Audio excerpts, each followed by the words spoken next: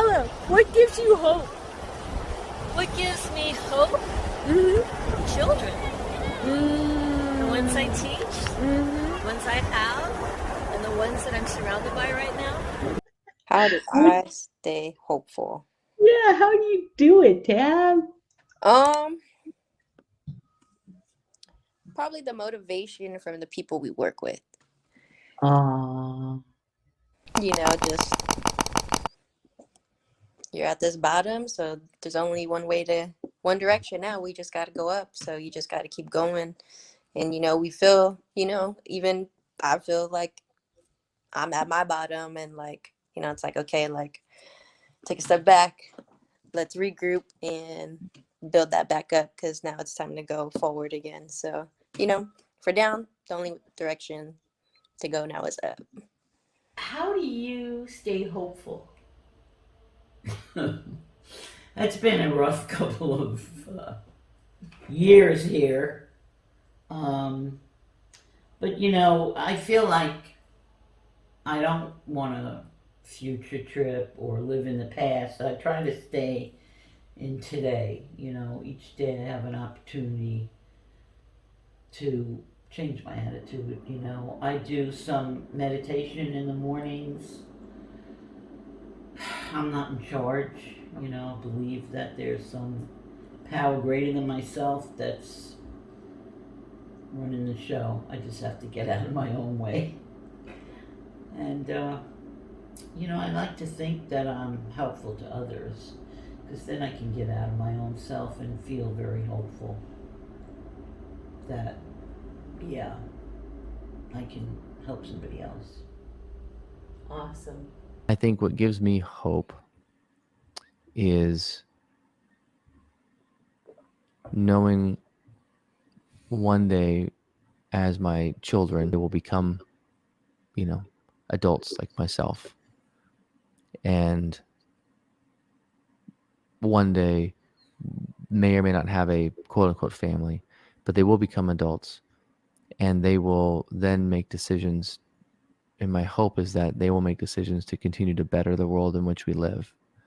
And continue to do things for good and be a light, be a beacon of hope themselves, to help the world, to help others, to kind of be a world changer. That's my hope is really in my children. What gives you hope?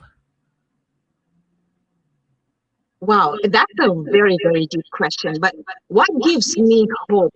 Hope is that, well, whenever I remember my family, my husband and my girls, I just have them in my mind. Like right now at 60, when people are thinking about retiring and resting and just going to places outside, I am actually thinking of getting bigger dreams, bigger goals, because I know that whatever I'm doing right now is going to benefit my family.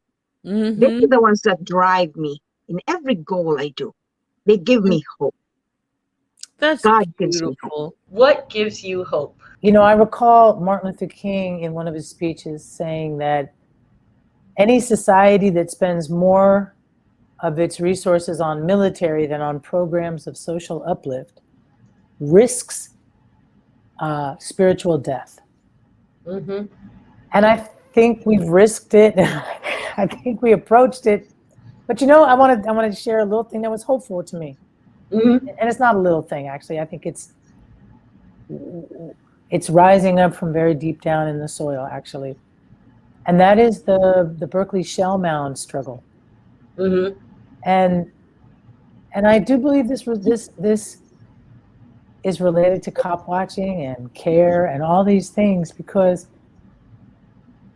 what Corrina Gould and others, Indigenous folks in this area are making space for prayer and making space in that shell mound area for all kinds, for everybody, and holding that space so beautifully. And I think it's possible that they may help us all, lead us back to a moral north and a moral south and moral orientation. Yeah. That there is something good, you know, that we can grow it, that we can cultivate it, that we can fight for it, that we can defend it. And Yes. I find that whole movement very inspiring and definitely related.